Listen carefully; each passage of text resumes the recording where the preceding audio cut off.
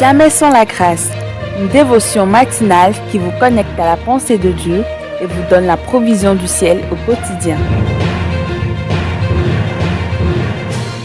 Bonjour, chers amis, chers internautes, chers téléspectateurs, nouvelle journée, nouvelle provision. Bienvenue dans cette troisième dévotion de cette semaine. Que Dieu vous bénisse. Grande est ma joie de vous savoir encore nombreux dans cette dévotion matinale. N'oubliez pas de faire un tour sur notre chaîne YouTube, même si vous suivez la version audio. N'hésitez pas à aller quand même faire un tour là-bas, nous laisser un petit mot, nous mettre aussi un petit pouce bleu pour nous encourager afin que l'algorithme de YouTube puisse aussi recommander ces dévotions à d'autres personnes qui certainement en auront besoin. Une fois que c'est fait, nous vous remercions et nous vous souhaitons encore une fois bienvenue dans cette dévotion. Père, merci de bénir nos internautes, nos abonnés. Merci d'ajouter encore à nos vies ce matin au nom puissant de Jésus-Christ. Amen. Alors, chers amis, chers internautes, nous continuons ce matin. Nous voyons un peu aussi les implications de l'humilité dans nos vies. Les implications. Alors que hier, nous parlons de la faiblesse qui est notre puissance, qui est notre force. Encore une fois, quand je parle des faiblesses dans nos vies, je ne parle pas des péchés. Je ne parle pas des péchés. Christ est mort pour vos péchés et vous devez vous en repentir et saisir la main que Dieu vous tend aujourd'hui. Si vous n'êtes pas né de nouveau, devenez une nouvelle créature en Christ par ce choix de repentance, de conversion que vous faites. Et si vous êtes né de nouveau, vous êtes enfant de Dieu, alors saisissez la main de Dieu pour rebondir. Pourquoi? Parce que la Bible dit 7 fois le juste tombe et 7 fois il se relève. D'accord? Donc le péché, on s'en repent.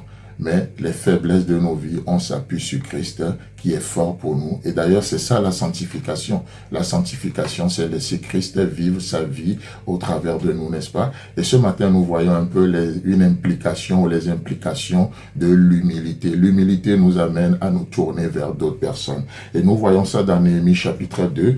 Et là, il est dit, au mois de Nissan, la 20e année du roi Artaxerxès, comme le vin était devant lui, je pris le vin et je l'offris au roi. Jamais je n'avais paru triste en sa présence. Le roi me dit, écoutez bien ça, le roi me dit, pourquoi as-tu mauvais visage? Tu n'es pourtant pas malade.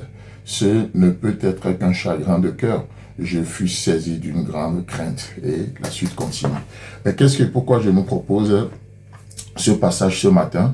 Vous savez, justement parce que ça nous montre l'implication de l'humilité, l'implication de l'humilité dans nos vies. Et ici, Néhémie, déjà son nom, Néhémie s'appelle l'Éternel qui console. Et ça, c'est ce que Dieu fait. L'Éternel nous console. Peu importe ce qui vous a attristé, peu importe ce qui a volé votre joie, votre vie, l'Éternel est là ce matin pour nous consoler. Au travers de sa parole, c'est ce qu'il fait, c'est ce qu'il fera encore ce matin, n'est-ce pas? Pour nous montrer qu'il est l'Éternel présent dans nos vies. C'est Dieu qui est le Dieu de toute consolation. Alors Néhémie ne porte pas ce nom en vain. Néhémie ne porte pas ce nom en vain. D'ailleurs, c'est ce que l'Éternel va faire au travers de sa vie vis-à-vis du peuple d'Israël qui était en déportation, vis-à-vis des murailles de Jérusalem qui étaient en ruine. Alors que Néhémie était de l'autre côté, dans une ville prospère, sous la couverture du roi Artaxerxès. Il avait une meilleure position. Il était les chansons du roi. Il servait à table du roi. Et ce n'est pas donné à n'importe qui cette position-là d'être les chansons du roi. Donc ça montre déjà par là que le roi avait tellement confiance à Néhémie. Mais le jour là, Néhémie paraît triste devant la présence du roi. Et le roi dit, mais pourtant tu n'es pourtant pas malade. Peut-être c'est un chagrin de cœur. Pour utiliser un vocabulaire de notre époque, on dirait, mais Néhémie, as-tu reçu un goumen? Et Néhémie dit non. C'est pas ça le roi. Et Néhémie va expliquer le pourquoi. Et le pourquoi c'est quoi?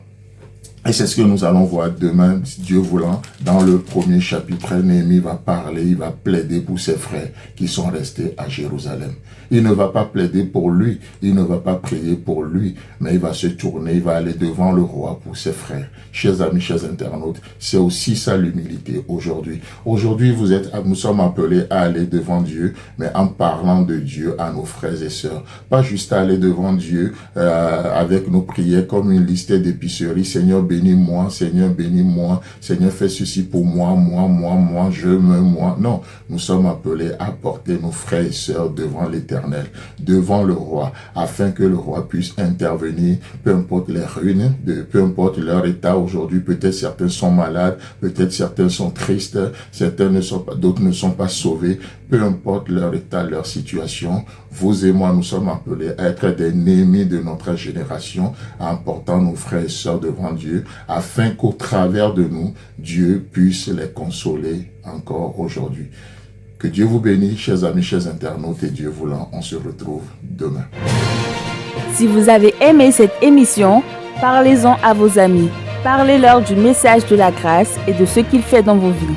Pour un sujet de prière, une question ou pour devenir partenaire, contactez-nous au 00229 94 75 80 20. Que Dieu vous bénisse et à la prochaine. En attendant, pensez avec Dieu.